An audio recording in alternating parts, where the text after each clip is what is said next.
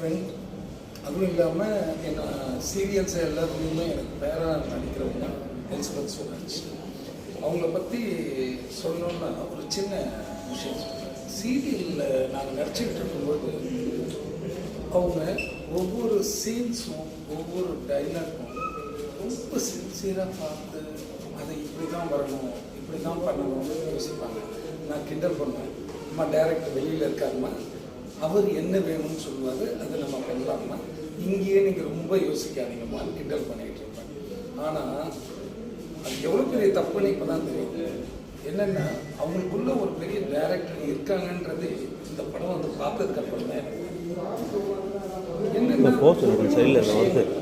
சின்ன விஷயமா இருக்கும், இல்லை ஒரு சின்ன ஷார்ட்டாக இருக்கும், இல்லை சின்ன டைலாக்காக இருக்கும், அதை டைரக்டரோட அவ்வளோ டிஸ்கஸ் பண்ணுவாங்க. இதை இப்படி பண்ணால் நல்லா இருக்கும் இல்லை சார் அப்படின்னு. எத்தனை மணிக்கு? Night 10 o'clock.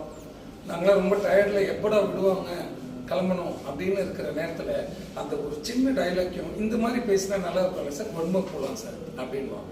எனக்கு கோவமாக என்ன டைரக்டரா ஏன் இவ்வளோ ஃபீல் பண்ணுறேன் அப்படின்னு காமெடியாக பேசுவோம். ஆனால் உண்மையிலேயே அவங்களுக்குள்ளே இருக்கிற அந்த திறமை இதில் பார்க்கும்போது தான் தெரியும். அவங்க எடுத்த போர்ஷன்ஸ் தமிழில் நடித்த ஒரு மிஸ்டர் லோகோ சங்கர் ப்ளஸ் நாஞ்சில் விஜயன், இந்த போர்ஷனை அந்த படத்தோட அவ்வளோ அழகாக எடுத்துகிட்டு போய் இணைச்சிருக்காங்க. ரொம்ப அழகான இணைப்பு அது. சாதாரணமாக ஒரு 4-5 படம் எடுத்து டைரக்டர்ஸ் பண்ணலாம், அது வந்து ஆச்சரியம் இல்லை. ஆனால் ஃபஸ்ட்டு அவங்க டைரக்ஷன் ஃபீல்டில் இறங்கி இவ்வளோ அற்புதமாக இதை பண்ணியிருக்காங்கன்னும் பொழுது அவங்கள கண்டிப்பாக பாராட்டியே ஆகணும்.